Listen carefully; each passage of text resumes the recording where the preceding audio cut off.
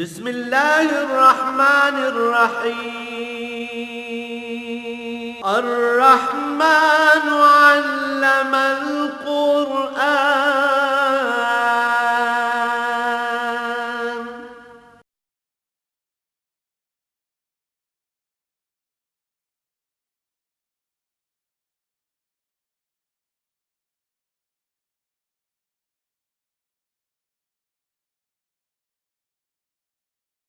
الحمد لله رب العالمين والصلاة والسلام على حبيبه محمد وآله وصحبه أجمعين. أعوذ بالله من الشيطان الرجيم. بسم الله الرحمن الرحيم. وبينهما حجاب وعلى الأعراف رجال يعرفونهم كلا بسيماهم ونادوا أصحاب الجنة أن سلام عليكم لم يدخلوها هم يطمعون.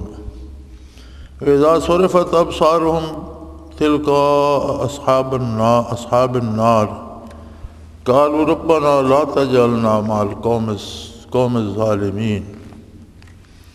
ونادى أصحاب الأعراف رجال يعرفونهم بسيماهم قالوا ما أغنى عنكم جمعكم وما كنتم تستكبرون هؤلاء الذين أقسمتم لا ينالهم الله برحمة ادخلوا الجنة لا خوف عليكم ولا أنتم تحزنون.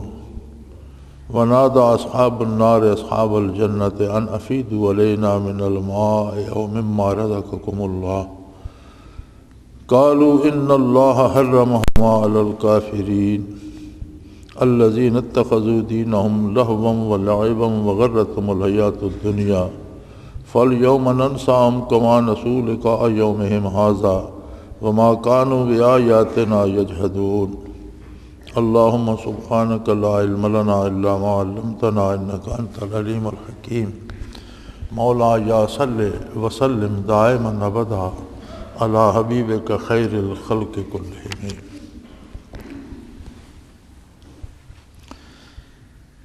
فرمایا جنتیوں اور دوزخیوں کے درمیان ایک پردہ ہوگا وبینہما حجاب، ایک پردہ ہوگا، ایک آڑ ہوگی، ایک فاصلہ ہوگا. اس فاصلے میں جو مقام ہے اسے اعراف کہتے ہیں.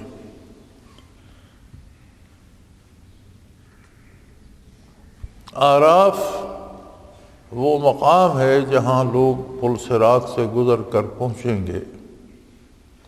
جو پار پہنچیں گے ان میں سے اکثریت تو پھر جنت میں داخل ہو جائے گی، لیکن کچھ لوگ ایسے ہوں گے جو اعراف میں ہی رک جائیں گے. اس کی وجہ یہ ہوگی کہ پل صراط سے ہر کوئی اپنی قوت ایمانی اور اعمال کے مطابق گزرے گا. جس طرح دنیا میں ہم دو پاؤں سے، دو ٹانگوں سے چلتے ہیں، اگر ٹانگوں میں کمزوری آ جائے یا پاؤں خراب ہو جائے تو بندہ چل نہیں سکتا. اسی طرح اعراف پر چلنے کے لیے بنیادی طور پر قوت ایمانی اور کردار ہوگا، اعمال ہوں گے. تو کچھ مسلمان جو جہنم میں جائیں گے سزا پانے کے لیے، ان کا بھی یہ عالم ہوگا کہ جب وہ پل صراط پہ گزریں گے تو جہاں تک اعمال ہوں گے وہاں تک جائیں گے، جہاں اعمال نیکیاں ختم ہو جائیں گی تو نیچے جہنم میں گر جائیں گے. پھر انہیں اس سے پیدل چل کر جانا ہوگا. اب وہ کتنے ہزاروں سالوں کا فاصلہ ہے، آگ کی کیا کیفیت ہے اور اس میں سے کس طرح چلنا ہوگا. تو بالآخر کچھ حضور صلی اللہ علیہ وسلم کی شفاعت سے، کچھ شہداء صالحین اہل اللہ کی شفاعت سے نکل جائیں گے. پھر کچھ پر اللہ کریم خود مہربانی فرمائیں گے اور ان کو نکال لیں گے. لیکن مفسرین کرام لکھتے ہیں کہ انہیں نکال کے جنت میں داخل کیا جائے گا تو ان کے وجود جل چکے ہوں گے اور اللہ کریم نیا گوشت پوست عطا فرمائیں گے. تو جنت میں رہتے ہوئے بھی وہ الگ ہوں گے، اور یہ بات ہوگی کہ یہ وہ لوگ ہیں جو جہنم سے ہو کر آئے۔ کچھ لوگ ایسے ہوں گے جو پل صراط سے تو گزر جائیں گے، لیکن آگے ان کے اعمال ختم ہو جائیں گے، جنت تک نہیں پہنچ سکیں گے، وہاں جا کر ان کی جو قوت ہے چلنے کی وہ ختم ہو جائے گی، تو وہ وہاں رہ جائیں گے۔ اب اعراف سے انہیں جنت بھی نظر آ رہی ہے، دوسری طرف جہنم بھی نظر آ رہی ہے، تو فرمایا جنتیوں اور دوزخوں کے درمیان ایک پردہ ہوگا، اس میں وہ جگہ جو ہے اعراف، علل اعراف رجال یعرفون کلا بسیماہم۔ اب اعراف پر جو لوگ ہوں گے وہ اپنے زمانے کے سب لوگوں کو جن کے ساتھ دنیا میں رہے ہیں جانتے ہوں گے۔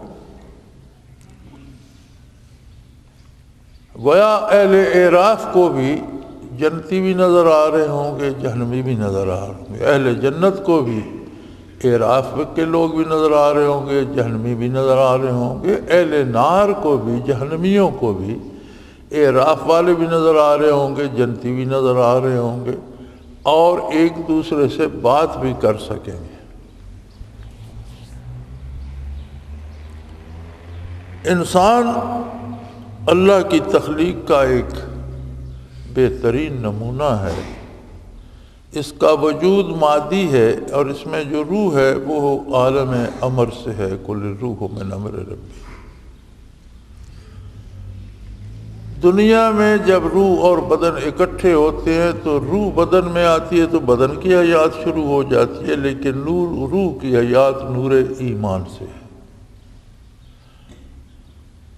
حیات آ جائے اور پھر جب وہ بندہ بلوغت کو پہنچتا ہے تو وہ نیک و بد سمجھنے لگتا ہے، بات بھی سنتا ہے، حالات بھی دیکھتا ہے، ان کو سمجھتا بھی ہے۔ اسی طرح روح کو نور ایمان نصیب ہو اور پھر اطاعت اور اتباع رسالت پناہی نصیب ہو تو وہ بھی بالغ اور جوان ہو جاتی ہے، اور اس میں وہ قوت ہوتی ہے کہ وہ برزخ کو بھی دیکھ لیتی ہے، عالم بالا کو بھی دیکھ لیتی ہے۔ اور یہ پابندی صرف ان لوگوں پر ہے جنہیں ایمان نصیب نہیں۔ لا تفتح لهم ابواب السماء، وہ عالم بالا کو نہیں دیکھ سکتے، ان کے لیے آسمانوں کے دروازے نہیں کھولے جاتے، نہ وہ برزخ کو دیکھ سکتے ہیں نہ عالم بالا کو۔ یہ قوت بنیادی طور پر انبیاء علیہ السلام کو نصیب ہوتی ہے کہ جو جسمانی اور روحانی ہر لحاظ سے کامل و مکمل ہوتے ہیں۔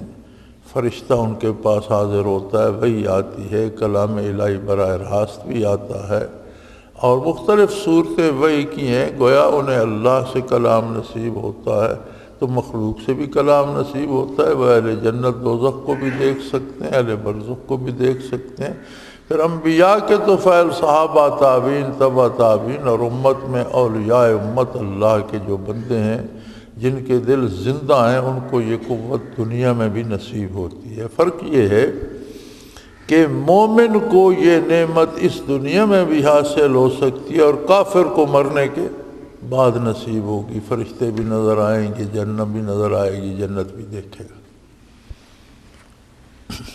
تو اعراف پر جو لوگ ہوں گے وہ جنتیوں کو بھی دیکھ کر پہچانیں گے کہ یہ تو وہ لوگ ہیں جو ہمارے ساتھ وہاں ہوتے تھے، دوزخیوں کو بھی دیکھ کر پہچانیں گے۔ تو وہ جنتیوں سے پکار کر کہیں گے وَنَادَوْا أَصْحَابَ الْجَنَّةِ أَنْ سَلَامٌ عَلَيْكُمْ، السلام علیکم، اہل جنت سے کہیں گے اللہ کی سلامتی ہو تم پر۔ لم يدخلوها وهم يطمعون، وہ ابھی جنت میں داخل تو نہیں ہوئے، بیچارے اعراف میں بیٹھے ہیں، لیکن اہل جنت کو دیکھ کر ان کی امیدیں اور بھڑک جائیں گی اور دعا کریں گے اللہ ہمیں بھی ان سے ملا دے، ہمیں بھی جنت میں پہنچا دے۔ اور حدیث شریف میں آتا ہے کہ بالآخر سب اہل اعراف کو بھی اللہ جنت میں پہنچا دے۔ ایک واقعہ ملتا ہے کہ ایک شخص ہوگا جو سب سے آخر میں پل صراط سے پار پہنچے گا، چلتا چلتا کہیں بیٹھ جائے گا، کہیں گر پڑے گا، پھر لوگ کہیں گے ابھی جہنم میں گرا، لیکن وہ رک جائے گا، پھر چلنا شروع کر دے گا، تو گرتے پڑتے آخر اگلے کنارے پہنچ جائے گا، اور اعراف میں بیٹھا ہوگا، تو اس کے بارے بھی حدیث شریف کا مفہوم یہ ہے کہ وہ جنت کو دیکھ کر آرزو کرے گا اور عرض کرے گا بار الہ، یہ بڑے بڑے شاداب اور بڑے بڑے خوبصورت درخت نظر آ رہے ہیں مجھے جنت میں، مجھے اس سے پہلے وہ دعا کرے گا یا اللہ مجھے اس سے جہنم کے کنارے سے دور کر دے، اور وہاں یہ الفاظ بھی ہیں کہ عرض کرے گا بار الہ میں پھر کچھ نہیں مانگوں گا، لیکن میں بالکل کنارے پہ بیٹھا ہوں، نیچے جہنم نظر آ رہی ہے، مجھے اس سے دور کر دے۔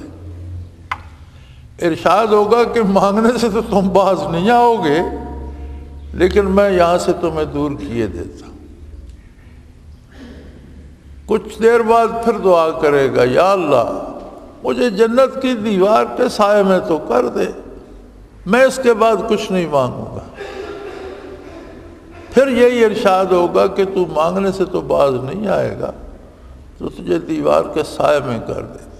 کچھ عرصہ بعد پھر دعا کرے گا یا اللہ اتنے سایہ دار درخت اور خوبصورت درخت اور باغ و بہار چیز، تو مجھے ایک درخت کے نیچے جنت میں بٹھا دے، تیرا کیا جاتا ہے، میں زیادہ نہیں مانگتا۔ تو ارشاد ہوگا یار مانگنے سے تو باز نہ آیا، لیکن اللہ کریم اسے جنت میں وہ ایک درخت کے نیچے جگہ دے دیں گے۔ تو حضور فرماتے ہیں کہ اس ایک درخت کے سائے میں اس کے 70,000 محل ہوں گے۔ یہ وہ بندہ ہوگا جو جنت میں سب سے آخر اور سب سے قلیل نعمت پا رہا ہوگا۔ پھر ہر محل کے کتنے کمرے، کتنے پردے، کتنے کھانے، کتنی کنیزیں، کتنے غلام، کتنی نعمتیں یہ اس کے پاس ہوں گے۔ تو یہ اہل اعراف بھی بالآخر چلے جائیں گے، لیکن فی الحال وہاں بیٹھے ہوں گے، اہل جنت کو دیکھ کر سلام کریں گے، اور جنت میں ابھی داخلہ تو نہیں ہوا لیکن انہیں بہت امیدیں ہوں گی، بڑی آرزویں ہوں گی، دعائیں کر رہے ہوں گے۔ وَإِذَا صُرِفَتْ أَبْصَارُهُمْ تِلْقَاءَ أَصْحَابِ النَّارِ، تو ان کی نگاہ پھر دوزخ کی طرف بھی جائے گی، درمیان میں جو ہوں گے، جب ان کی نگاہ دوزخ کی طرف اور اہل دوزخ کی طرف پھرے گی، قَالُوا رَبَّنَا لَا تَجْعَلْنَا مَعَ الْقَوْمِ الظَّالِمِينَ، تو دعا کریں گے یا اللہ ان غلط کاروں کے ساتھ ہمیں شامل نہ کرنا، یہ ظالم تھے، غلط کرتے، ظلم ہوتا ہے غلط کام کرنا۔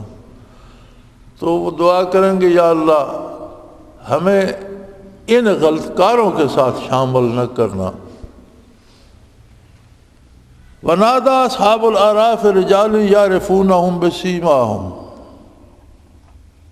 کچھ دوستیوں کو جن کو اپنے زمانے میں وہ پہچانتے ہوں گے، جو دنیا میں بڑے بااثر تھے، بڑے مالدار تھے، بڑا فخر کرتے تھے اپنے مالدار ہونے پر، اور مذاق اڑاتے تھے دیندار لوگوں کا، تو وہ انہیں پہچان لیں گے اور انہیں کہیں گے کہ یار تم تو کہتے تھے کہ ہم اکثریت میں ہیں اور یہ چند ملا ہیں، یہ سر مارتے رہتے ہیں، اللہ اللہ کرتے رہتے ہیں اور ہر وقت منہ ہی دھوتے رہتے ہیں اور نمازیں ہی پڑھتے رہتے ہیں اور مسجد میں بھاگتے رہتے ہیں، ان کی کوئی حیثیت نہیں۔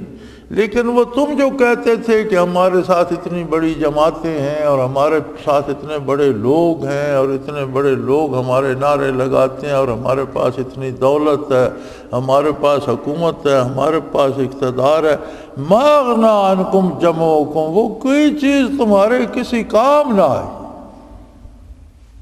وہ تمہاری دولت، وہ تمہارا لوگوں کا ہجوم، وہ زندہ باد کے نعرے، وہ کہاں گئے؟ وہ تمہیں جہنم سے تو نہیں بچا سکے۔ آج تو تم خالی ہاتھ اکیلے مکیلے جہنم کی آگ میں جل رہے ہو، تو کیا ہوا وہ ہاؤ ہو، وہ تماشا؟ وَمَا كُنْتُمْ تَسْتَكْبِرُونَ، اور دنیا میں جو تم تکبر کرتے تھے اور اکڑتے تھے اور آگے پیچھے ہوٹر لگے ہوتے تھے اور 70 گاڑیاں ہوتی تھیں تمہاری عزت و احترام کے لیے، اور جدھر سے گزرنا ہوتا تھا سڑکیں بند ہو جاتی تھیں اور لوگوں کو دیکھنے بھی نہیں دی، تو آج وہ سب کچھ، وہ شور شرابہ، وہ تمہارا کر و فر، وہ تمہاری اکڑ، وہ تمہاری دولت، وہ تمہارے پیچھے چلنے والے نعرے لگانے والے لوگ، وہ کوئی بھی تمہیں دوزخ سے تو نہ بچا سکا۔ وہ کیا ہوئے؟ ہؤلاء الذین اقسمتم لا ینالہم اللہ برحمہ، اور یہ لوگ دیکھ رہے ہو یہ جو جنت میں بیٹھے ہیں، یہ وہ لوگ ہیں جن کے لیے تم قسمیں کھایا کرتے تھے کہ انہیں کبھی کوئی بھلائی نہیں اللہ انہیں کوئی بہتری نہیں دے گا، ان کو تو روٹی نصیب نہیں ہے، ان کو تو پورا کپڑا نصیب نہیں، ان کی دنیا میں کوئی حیثیت نہیں ہے، ان کے پیچھے تو کوئی نعرہ نہیں لگاتا، انہیں کوئی اسمبلی میں نہیں بٹھاتا، کوئی وزیر نہیں بناتا، تو اللہ انہیں کیا، جس نے انہیں یہاں کچھ نہیں دیا وہاں بھی انہیں کچھ نہیں دے گا، یہ صرف نمازیں پڑھنے کے لیے ہے اور مسجدوں میں جانے کے لیے ہے، اور سارا دن سر مارتے رہتے ہیں، انہوں نے داڑھیاں بڑھائی ہوئی ہیں، انہیں ان کے پلے کچھ نہیں پڑے گا۔ تم تو قسمیں کھا کھا کر کہتے تھے لا ینالہم اللہ برحمہ، اللہ ان پر کوئی رحم نہیں کرے گا، انہیں کبھی اپنی رحمت سے نہیں نوازے گا۔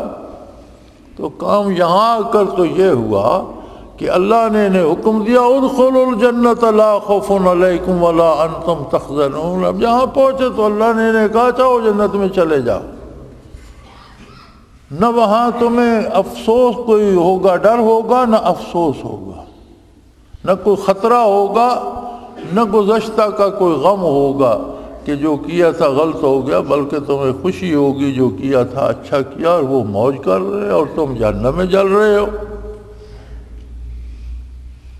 تو وہ دوزخی اہل اعراف کو جواب دینے کی بجائے جنتیوں سے بات کریں گے، وَنَادَى أَصْحَابُ النَّارِ أَصْحَابَ الْجَنَّةِ۔ اب دوزخی وہ ہمایت لوگ ایک دوسرے کو پہچانتے ہوں گے تو وہ جنت والوں سے کہیں گے یار تم موج کر کے ہم یہاں آگ میں جل رہے ہیں، تو تمہارے تو ماتحت نہریں چل رہی ہیں، تمہارے قدموں میں تو نہریں جاری ہیں اور دریا جاری ہیں، ان افیدوا علینا من الماء، ہم پر تھوڑا سا پانی ہی پھینک دو یار، اس آگ سے کچھ تھوڑی سی رستگاری مل جائے، یہاں تو پانی کا نام نہیں ہے، تو پانی بھی کھول، آگ کی طرح پانی بھی جلاتا ہے، آگ بھی جلاتی ہے، تو ہمیں کچھ پانی ہم پر ڈال دو، رزق او مما رزقکم اللہ، یا جو نعمتیں کھانے پینے کی اللہ نے تمہیں دی ہیں وہ ہمیں بھی دے دو۔ سوال تو ان پر اہل اعراف نے کیا تھا، انہیں جواب دینے کی بجائے وہ جنتیوں سے بات کریں، یعنی دوزخ میں ہیں، جل رہے ہیں، لیکن استعداد ہے اہل جنت سے بات کرنے کی، اہل جنت بھی سن لیں گے۔ تو وہ فرمائیں گے قالوا ان اللہ حرمہما علی الکافرین، وہ کہیں گے یار یہ سب کچھ ہمارا نہیں، یہ اسی کا ہے جس کے ہم ہیں، اور جس کا ہے اس نے دوزخیوں سے منع کر دیا ہے، دوزخیوں کو دینے کی اجازت نہیں ہے، ہم نہیں دے سکتے۔ بڑی عجیب بات ہوگی، ہو سکتا ہے دوزخیوں میں کوئی بیٹا ہو اور جنتیوں میں کوئی باپ ہو سکتا ہے کوئی باپ دوزخیوں میں اور جنتیوں میں بیٹا ہو، یا ایک بھائی ہو دوزخ میں ایک، تو وہ بھائی بھائی کو بھی قطرہ پانی کا نہیں دے گا۔ دنیا میں اللہ نے جسمانی رشتوں کو اہمیت دی ہے اس نظام کائنات کو قائم رکھنے کے لیے۔ اگر ماں کو محبت فطری نہ ہو تو انسانی بچہ پالنا آسان نہیں، باپ میں جذبہ محبت نہ ہو تو بچوں کے اخراجات اٹھانا آسان نہیں، انسانوں کے آپس میں محبت کے رشتے نہ ہوں تو دنیا تباہ ہونے لگتی ہے، قتل و غارت ہونے لگتی ہے، دہشت گردی ہونے لگتی ہے۔ محبت ایک ایسا جذبہ اللہ نے دیا ہے جس سے دنیا کا نظام قائم ہوتا ہے، یہ جسموں سے جسموں کے درمیان ہے۔ دنیا سے جب کوئی جاتا ہے تو برزخ میں مکلف بذات تو روح ہوتی ہے، بدن اس کے تابع ہو جاتا ہے، لیکن اس دنیاوی تعلق اور رشتے کا ایک اثر برزخ میں بھی رہتا ہے۔ جب قیامت قائم ہوگی تو جسمانی تعلقات ختم ہو جائیں گے، پھر اس جہان کی آبادی کے لیے جسمانی تعلقات کی ضرورت باقی نہ رہے گی، وہاں کے رشتے وہاں کے ہوں گے۔ ہر اہل جنت کو ہر جنتی سے محبت اور پیار ہوگا، اور ہر دوزخی کا دشمن ہوگا۔ وہاں بات ساجی باجی نہیں ہوگی. یہاں تو مومن مرد عورت بچے سے پیار کرتے ہیں تو کافر بھی کرتا ہے. پیار محبت اور نفرت بٹ جائیں گی. ساری محبت جنت میں چلی جائے گی, ساری نفرتیں جہنم میں چلی. ہر دوستی دوسرے دوستی سے نفرت ہی کرتا ہوگا اور ہر جنتی دوسرے جنتی سے محبت ہی کرتا ہوگا. یہ احساسات میں تبدیلی واقع ہوگی. تو خواہ باپ جنت میں بیٹا جہنم میں, یا باپ جنت میں جہنم میں بیٹا جنت میں, تو ایک دوسرے کا کوئی احساس نہیں ہوگا. جنتیوں کا رشتہ جنتیوں سے, دوستیوں سے ہوگا. تو وہ انہیں صاف جواب دیں گے, بھائی یہ دریا ہمارے نہیں ہیں, یہ باغ میوہ جات پھل, یہ محل, یہ کھانے, یہ لباس, یہ ہمارے نہیں ہیں, یہ اس کے ہیں جس کے ہم ہیں. اور اس مالک نے دوستیوں کو دینے سے روک دیا. حرمہما علی الکافرین, اس نے تو کافروں سے منع کر دیا ہے, کافروں کو حرام کر دیا, روک دیا, منع کر دیا. یہ اللہ اتنا بڑا, اس کی رحمت اتنی وسیع, اس کے خزانے بھرے ہوئے, تو اپنی مخلوق ہے. دوزخ میں بھی تو اس کی اپنی مخلوق ہے. انہیں انسان بنا کر دنیا میں بھیجا, انسانی وجود دیا, انسانی روح دی, انسانی شعور دیا. تو اب کیا اللہ کریم اتنے ہی سخت ہو گئے ہیں کہ انہیں 2 گھونٹ پانی بھی نہیں دیتے؟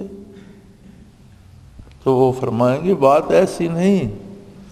بات یہ ہے الذین اتخذوا دینہم لہوا ولعبا, ان سے اللہ نے نہیں روکا, انہوں نے خود کرتوت ایسے کیے کہ وہ ہر چیز روک گئے. یہ ان کی اپنی حرکتیں ہیں, یہ ان کا اپنا کردار ہے. انہوں نے دین کو کھیل تماشا بنا لیا تھا. جسے کلمہ نصیب نہیں ہوتا اس کا دین تو ہے ہی کھیل تماشا. چند رسومات عجیب و غریب, کہیں ڈھول بج رہے ہیں, کہیں طبلے بج رہے ہیں, کہیں ناچ ہو رہا ہے, اس سب کو دین سمجھا جا رہا ہے اور اس پر اللہ کی رضا کی امید بھی ہے. باجے گاجے بجائے جا رہے ہیں اور اسے دین سمجھا جا رہا ہے. اچھل کود ہو رہی ہے, ننگ دھڑنگ جسم ہے, کوئی چیتھرا لباس کا ہے, یا عجیب و غریب رسومات, ساری کھیل تماشا ہی ہیں. لیکن ہماری بد نصیبی یہ ہے کہ اللہ نے ہمیں کلمہ تو نصیب فرما دیا پیدائشی طور پر, ہم نے اس کے مفہوم کو سمجھنے کی کوشش نہیں کی. موروثی دین مل گیا تو ہم نے بھی دین کی جگہ بہت سے کھیل تماشے بنا لیے ہیں. جتنی بدعات ہیں دین میں, یہ ساری کھیل تماشا ہوتی ہیں. شور شرابے, ڈھول بجاؤ اور موم بتیاں جلاؤ اور نعرے مارو اور پتہ نہیں کیا کیا جشن مناؤ, یہ سارا دین ہو گیا. اور اس سے نجات کی امید بھی رکھی جاتی ہے. یہ ایسا کرنے والے سب مایوس ہیں, کیونکہ کلمہ حق جو ہے اس کے 2 تقاضے. سب سے پہلا تقاضا ہے لا الہ الا اللہ, اللہ کے سوا کسی کی عبادت درست نہیں, کوئی عبادت کا حق ہی نہیں رکھتا کہ کسی کی عبادت صرف اللہ کی ہوگی. دوسرا تقاضا دوسرے جز کا ہے محمد الرسول اللہ صلی اللہ علیہ وسلم. اللہ کی عبادت ایسے ہوگی جیسے محمد الرسول اللہ تعلیم فرمائے. عقیدہ اللہ کے ساتھ, اس کی ذات اور اس کی صفات کے ساتھ ایسا ہوگا جیسا رسول اللہ تعلیم فرمائیں گے.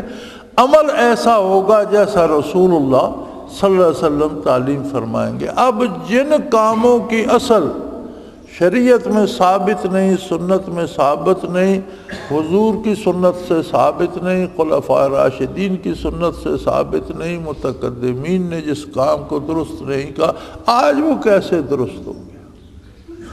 آج وہ عبادت کا درجہ کیسے پا گیا؟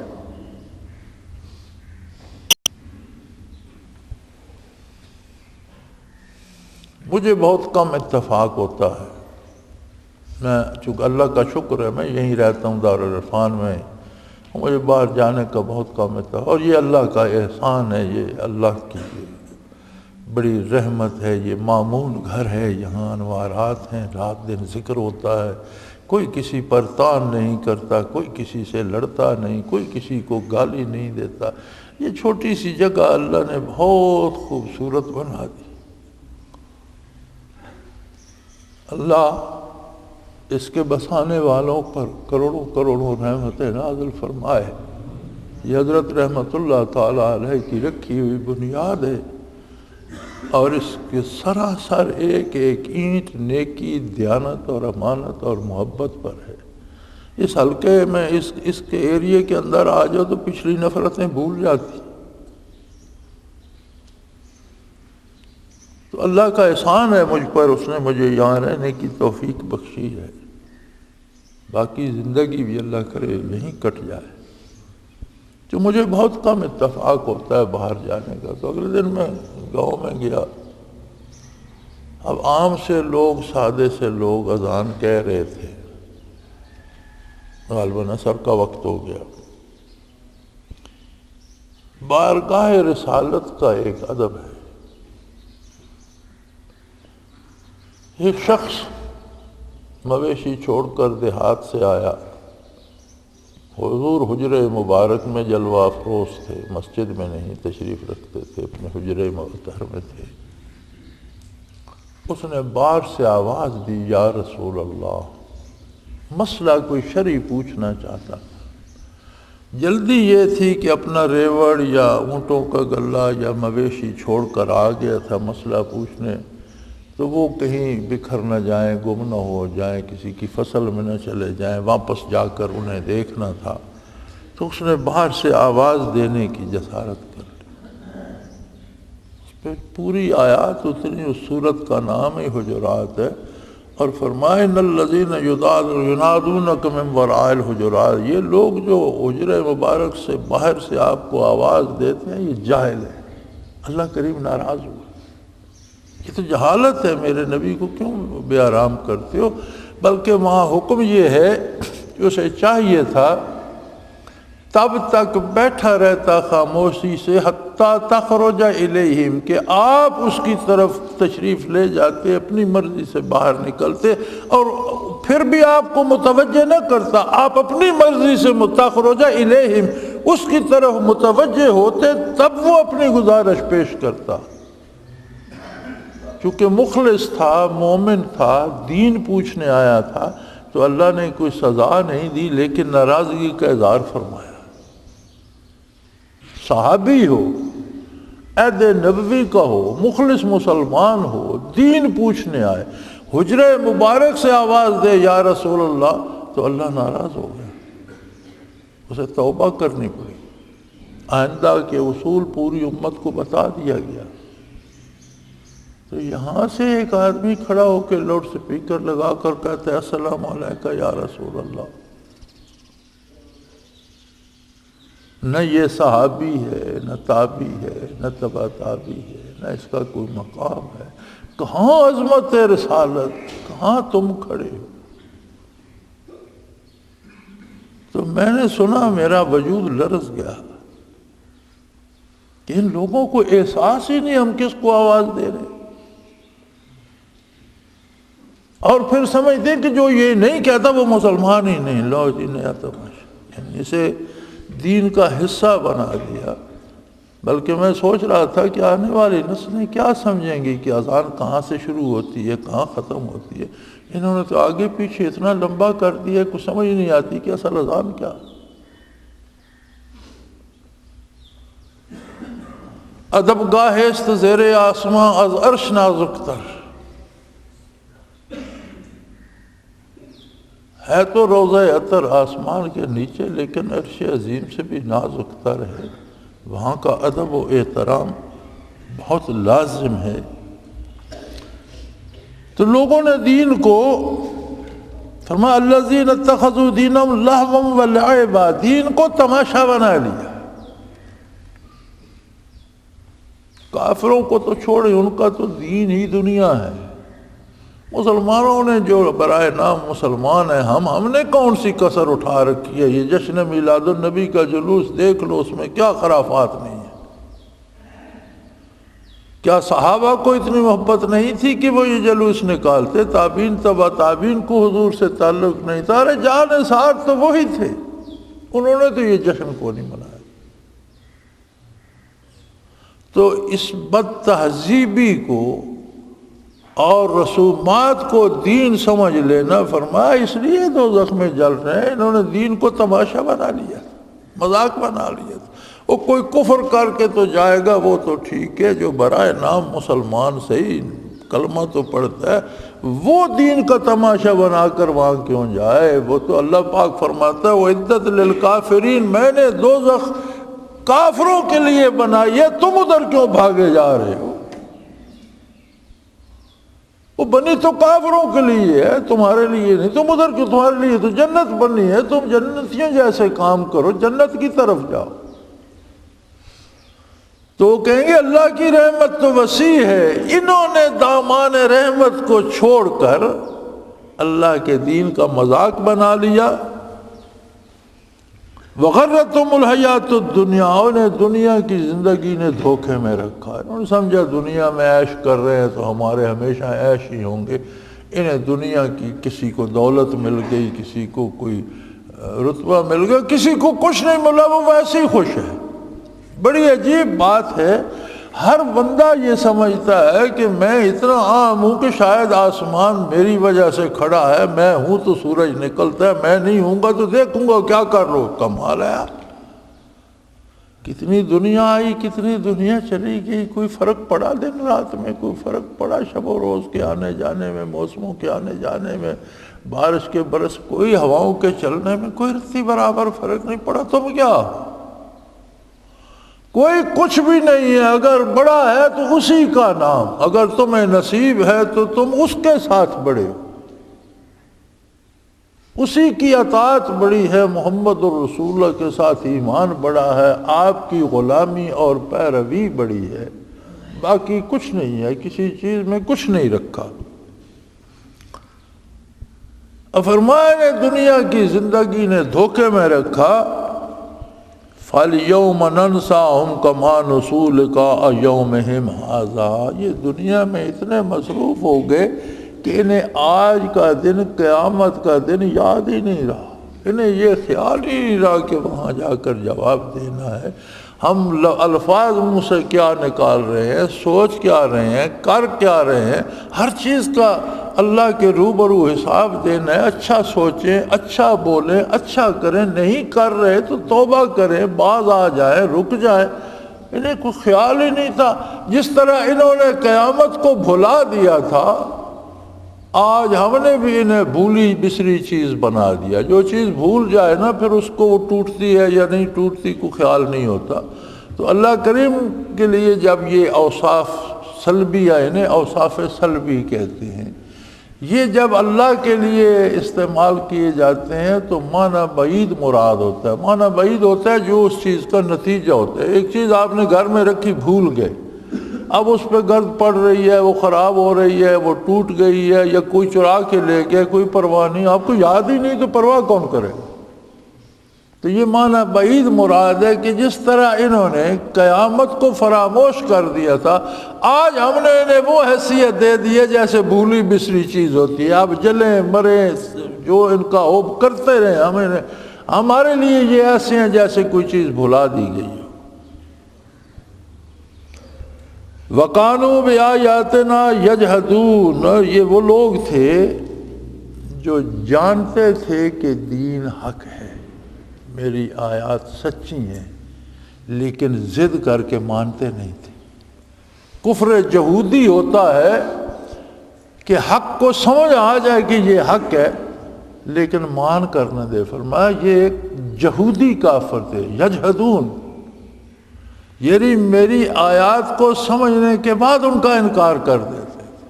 کفر جہود یہ ہوتا ہے کہ ایک دن ابی جہل بڑا پریشان بیٹھا تھا، تو اس کا کوئی دوست آ گیا، اس نے کہا کمال ہے، تمہیں ابی الحکم کہتے ہیں، تم وادی کے سردار ہو، اس پوری وادی میں کوئی تمہارے حکم سے سرتابی نہیں کرتا، اور تم ہی پریشان ہو تو باقیوں کا کیا ہوگا؟ تم کیوں پریشان بیٹھے ہو؟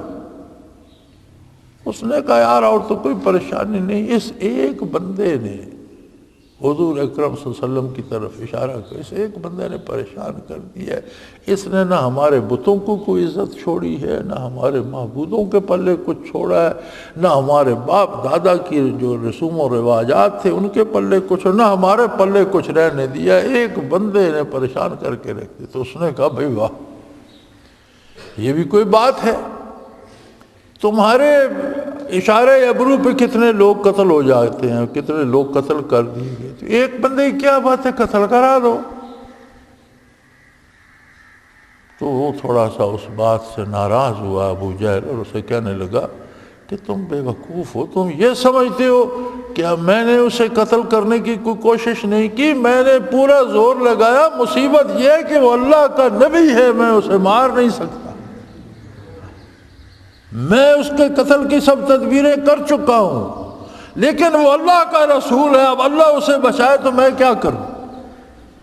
تو اس نے کہا یہ بات تمہارے علم ہے کہ وہ اللہ کا رسول ہے، تو ظالم پھر مانتے کیوں؟ جب اللہ کا رسول ہے، جانتے ہو سچا ہے، تو پھر تو ایک ہی علاج ہے، مان لو۔ کہنے لگا مان لیں تو اپنی آبرو خاک میں مل جائے گی، ہمارا کیا بنے گا؟ ہم جو سردار بنے بیٹھے ہیں، ہماری بات مانی جاتی ہے، پھر تو اس کی بات مانی جائے گی، مان نہیں سکتا۔ اسے کہتے ہیں کفر جہودی، یعنی جانتا ہے حق کو مانتا نہیں۔ فرمایا یہ لوگ جو دین کو تماشا بناتے تھے، انہیں حق بتانے والے بھی موجود تھے، یہ سنتے بھی تھے اور یہ اندر سے جانتے بھی تھے کہ جو بات یہ کہہ رہے ہیں یہ سچی ہے، مانتے نہیں تھے۔ اس لیے آج ان کی ہمیں کوئی پرواہ نہیں۔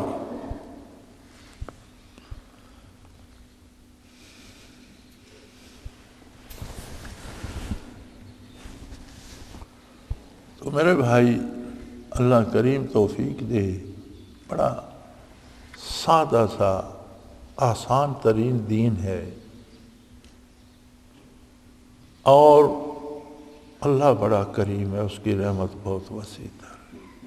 یہی ایک بات کہ وہ فرماتا ہے ساری عمر تو نے برائی میں، گناہ میں، دین سے دوری میں گزار دی، کسی لمحے مرنے سے پہلے کسی لمحے صدق دل سے کہہ دے یا اللہ میں نے غلطی کی، آئندہ نہیں کروں گا، میں سارا گزشتہ معاف کر دوں گا، آئندہ تجھے نیکی کی توفیق بھی دے دوں۔ اب کوئی اتنا بھی نہ کرے تو کس سے شکایت کرے؟ نبی کریم صلی اللہ علیہ وسلم کی ذات رحمت للعالمین ہے، محبت رحمت کا ایک حصہ، ایک جز ہے، اور ایسا مرکز محبت ہے حضور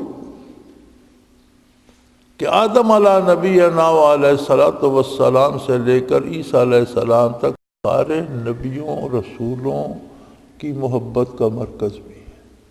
سارے فرشتے آپ سے محبت کرتے، خالق کائنات آپ سے محبت کرتا ہے، اور جسے ذرہ ایمان نصیب ہو وہ آپ سے محبت کرتا ہے۔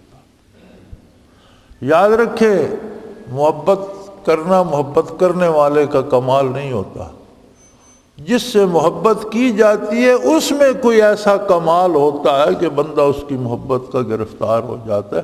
تو یہ سارے کمالات محمد الرسول اللہ صلی اللہ علیہ وسلم میں ہے کہ ایک جہاں آپ کی محبت کا اثیر ہے۔ آج بھی کروڑوں لوگ ایسے ہیں خوش نصیب جو حضور کے نام نامی پہ جانے نچھاور کرنے کو تیار بیٹھے۔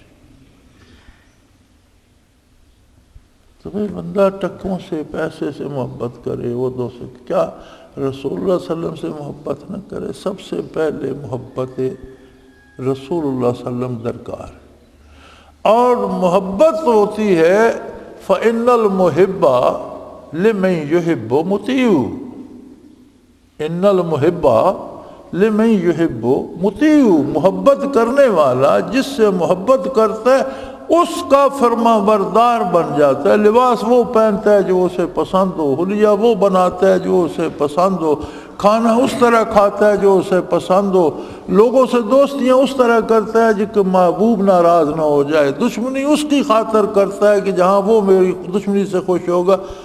تو محبت ہم دعویٰ تو کرتے ہیں، محبت کا تقاضا ہے کہ محبوب کی غلامی سراپا پچھا تاری ہو جائے، نظر آئے بندہ کہ یہ کسی کی محبت کا اسیر ہے۔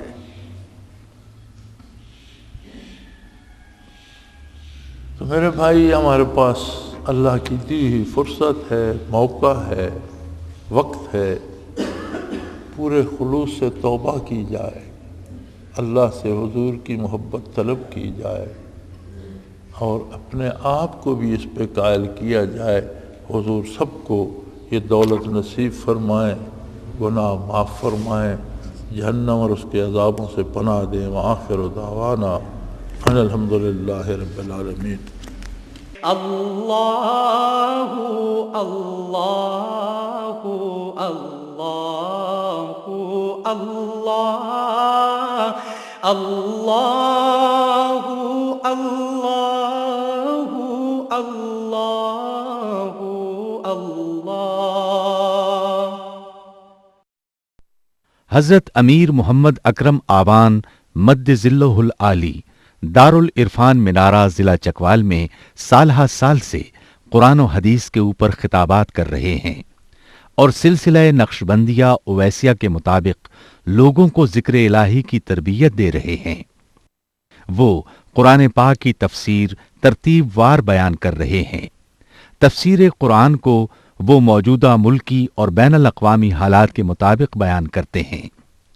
موٹر وے سے کلر کہار کے انٹرچینج سے نکلتے ہوئے، کلر کہار کی جھیل سے ہوتے ہوئے، میانی، بوچھال اور نورپور سے گزرتے ہوئے دارالعرفان منارہ پہنچ سکتے ہیں۔ حضرت امیر محمد اکرم آوان نے بچیوں اور بچوں کی دینی اور دنیاوی تعلیم کے لیے سقارہ اکیڈمی کے نام سے ایک درسگاہ بھی قائم کی ہے، جس کا افتتاح ملک پاکستان کے صدر جنرل محمد ضیاء الحق نے اپنے دست مبارک سے کیا تھا۔ وہ تمام احباب جو اسلام کی طلب رکھتے ہیں، ان سے گزارش ہے کہ دارالعرفان منارہ ضلع چکوال میں امیر محمد اکرم آوان صاحب کے خطابات سے مستفید ہوں۔ وہ ہر جمعے کو نماز سے پہلے بیان فرماتے ہیں۔ ہر ماہ کی پہلی اتوار کو ماہانہ اجتماع ہوتا ہے، جس میں آپ خصوصی خطاب فرماتے ہیں اور پاکستان کے چاروں صوبوں سے احباب اس اجتماع میں شرکت کرتے ہیں۔ اس کے علاوہ یہاں سال میں 2 مرکزی اجتماعات بھی ہوتے ہیں، ایک رمضان المبارک میں اعتکاف کا اجتماع اور دوسرا جولائی اور اگست میں 40 دن کا اجتماع ہوتا ہے، جس میں روحانی تربیت کی جاتی ہے۔ اپنا خون سیماب دے کر اتنا ہم کر جائیں گے، نام آقا کا چمن میں پھر رقم کر جائیں گے۔